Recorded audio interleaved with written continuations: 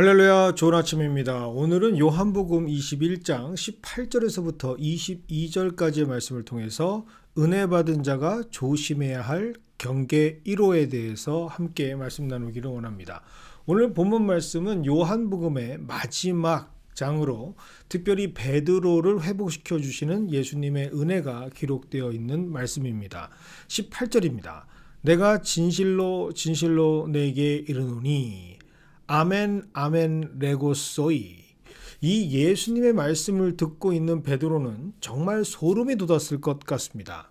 이 표현은 다름 아닌 예수님께서 자신에게 이미 말씀하셨던 그날의 말씀과 똑같은 표현이기 때문이죠. 십자가에 달리시기 전 잡히시던 날 그 밤에 예수님께서는 베드로에게 말씀하십니다.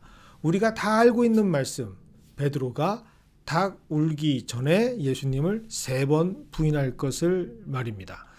아멘 아멘 레고소이, 내가 진실로 진실로 내게 이르노니 라는 이 말씀은 그날에 하셨던 말씀과 똑같은 말씀 표현입니다. 요한복음 13장 38절입니다. 내가 진실로 진실로 내게 이르노니 닭 울기 전에 내가 3번 나를 부인하리라. 지금 예수님의 말씀을 듣고 있는 베드로의 마음은 어떠했을까 상상이 되지 않습니다. 어떤 말로도 설명할 수 없는, 표현할 수 없을 것 같은, 아마도 주체하지 못하는 수많은 감정들이 순식간에 교체되고 있었을 것 같습니다. 그리고 베드로는 분명히 알고 있었죠. 이 말씀이 선포되면 그 어떤 자신의 의지와는 상관없이 반드시 그렇게 이루어지게 된다라는 사실을 말입니다.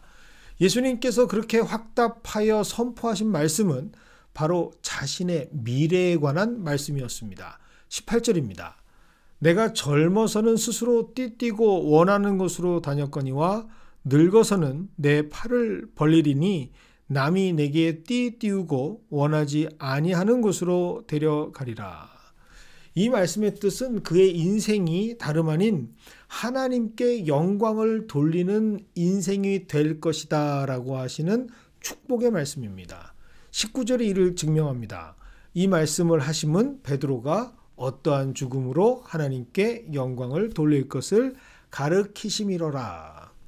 오늘 말씀이 선포되기 전까지의 베드로는 실패자요 낙오자였습니다.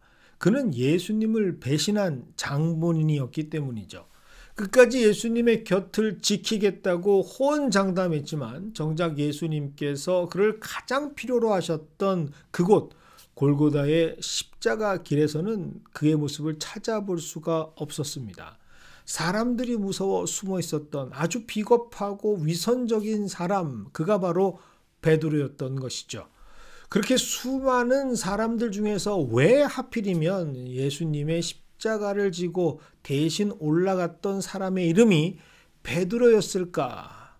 그와 같은 구레네 시몬이라는 사람이었을까? 이렇게 구제불능 같은 비겁하기 짝이 없는 인생인 베드로에게 오늘 예수님께서는 말씀하고 계시는 것입니다. 과거의 모습이 어떤 모습일지라도 지금부터 시작되는 너의 인생은 내가 걸었던 길과 같은 인생이 될 것이다. 하나님께 영광을 올려드리는 인생이 되게 하시겠다라는 예수님의 의지가 담긴 말씀이죠. 예수님께서는 그렇게 베드로에게 다시 손을 내밀어 주십니다. 또 다른 회복의 기회를 허락하신 것이죠. 그리고 이 모든 의미를 담아서 하시는 말씀이 바로 19절에 기록된 나를 따르라 라는 말씀입니다. 이 얼마나 놀라운 은혜인가. 그 찰나의 순간에 그의 인생은 완전히 역전되는 인생으로 바뀌어 버립니다. 베드로는 더 이상 죄인이 아니죠. 더 이상은 비겁한 도망자, 실패자의 인생이 아닙니다. 영광된 예수님의 십자가의 길로 초청된 다시 새롭게 회복되고 거듭난 축복의 사람이 바로 오늘 본문의 주인공 베드로라는 사실이죠. 이것이 바로 은혜 입은 자들의 허락되어지는 축복입니다. 그런데 잠깐, 성경은 이렇게 제2의 축복된 인생을 시작하게 될 때 반드시 경계해야 되는 것이 있다라는 것을 오늘 본문 말씀을 통해서 우리에게 말씀하고 있습니다. 바로 오늘 말씀의 핵심이죠. 20절과 21절의 말씀을 살펴봅니다. 베드로가 돌이켜 예수께서 사랑하시는 그 제자가 따르는 것을 보니 이에 베드로가 그를 보고 예수께 여짜오되 주님, 이 사람은 어떻게 되겠사옵나이까? 은혜를 입어 새롭게 된 하나님의 영광을 위해서 새 출발을 시작하는 그 축복의 자리에서 베드로는 또 한 번 치명적인 실수를 저지르게 됩니다. 이것을 표현하는 단어가 바로 20절에 두 단어로 등장을 하는데 그것은 바로 돌이켜라는 단어와 보았다라고 하는 단어죠. 베드로는 그 회복의 감격이 사라지기도 전에 돌이켜 보았던 것이죠. 그리고 오늘 본문에 보았다라고 하는 이 단어에 집중할 필요가 있습니다. 이 볼레페이라고 하는 단어는 시선을 빼앗겼다, 그리고 마음을 빼앗겼다라는 의미를 내포하고 있기 때문입니다.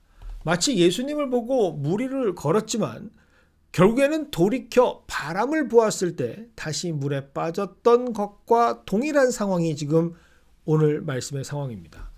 조금 전까지만 해도 은혜로 가득했던 베드로의 시선은 예수님께서 사랑하시는 그 제자, 즉 오늘 본문의 저자인 사도 요한이 예수님을 따르는 것을 보고 그만 빼앗겨 버립니다. 이것은 예수님께서 사랑하셨던 사도 요한을 향한 영적인 질투와 함께 비교의식, 상대적 박탈감, 그리고 자격지심의 마음을 갖게 만듭니다. 이런 상황을 어떻게 잘 설명할 수 있을까 고민하면서 이런 상황을 한번 예를 들어보겠습니다. 목사 안수를 받게 될 때 장로교의 경우 노회에서 목사 안수를 받게 될 때가 있습니다. 이러한 경우에는 한 사람만 안수하는 것이 아니라 2명 이상의 목회자들이 함께 안수를 받습니다. 보통은 안수를 받게 된다라는 그 사실만으로 감격이 됩니다.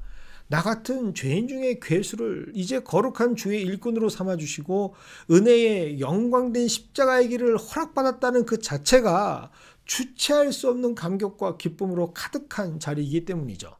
그런데 이 은혜의 자리에서 다른 것이 아닌 함께 안수받는 그 다른 목회자를 보면서 저 사람은 어떤 목회를 하게 될까라는 것에 신경을 쓰는 것과 같은 상황입니다. 저 목사님은 어떤 교회를 심호하게 될까? 그 교회는 얼마나 크고 교인들은 얼마나 많을까? 사례는 얼마나 받을까? 안수를 받으면서 지금 이런 생각을 하고 있다라고 여러분 한번 상상해 보십시오. 딱 적절한 예화가 되는 것 같습니다. 이게 얼마나 안타까우면서도 황당하고 답답한 상황인지 우리 모두가 느꼈을 것 같습니다. 지금 베드로는 그렇게 새롭게 시작되는 예수님을 따르는 영광의 인생이 시작되는 그 출발점에서 그만 사도 요한에게 시선과 마음이 빼앗겨서 또다시 실패자의 자리로 추락하려고 하고 있습니다. 사랑하는 성도 여러분, 이것이 바로 우리가 꼭 오늘 말씀을 통해서 가슴에 새겨야 하는 복음의 핵심이죠.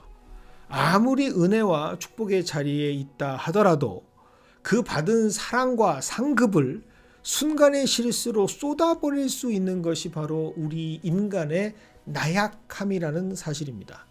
이것을 극복할 수 있는 방법, 그 진리를 예수님께서는 단호한 베드로에게 하시는 말씀으로 우리에게 오늘 가르쳐 주십니다. 22절의 말씀입니다. 무슨 상관이냐? 너는 나를 따르라 하시더라. 개의치 말라는 겁니다. 아예 관심을 끊어버리라 라는 말씀입니다. 우리가 오직 집중해야 할 것은 맡겨지고 주어진 은혜에만 집중해야 하는 것이죠. 그리고 예수님을 따라야 하는 것입니다. 이것이 바로 신앙의 행복을 누릴 수 있는 진리입니다. 신앙생활에서도 가끔 이러한 경우를 경험하시는 분들이 있습니다. 너무나 행복한 신앙생활을 하고 있는 지인들이나 친구들을 보면서 자신의 처지를 그들과 비교를 합니다. 그리고 상대적 박탈감은 물론 이미 하나님께서 그에게 공급하고 계시는 은혜마저도 쏟아버리는 그런 안타까운 분들이 더러 있을 수 있습니다. 만약 그런 모습이 나의 모습이라면 오늘 말씀은 그 어두워진 나의 영을 깨우시는, 회복해 하시는 하나님의 말씀이 될 줄 믿습니다. 나의 성장을 위한 선한 자극으로서 순간의 비교를 해보는 것은 좋은 거지만 그 비교로 인해서 결국은 나의 영적인 자존감은 물론 자격지심과 함께 상대적 박탈감, 영적인 우울감에 빠져버리게 된다면 그것은 오히려 하나님의 영광을 가리우게 되는 것이죠. 정말 영적으로 아둔한 모습인 것을 우리는 다시 한번 깨닫게 됩니다.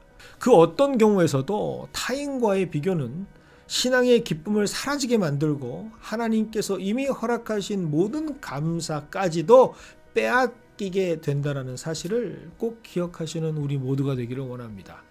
나를 따르라. 그 길에서 집중해야 할 것은 오직 예수님밖에 없습니다.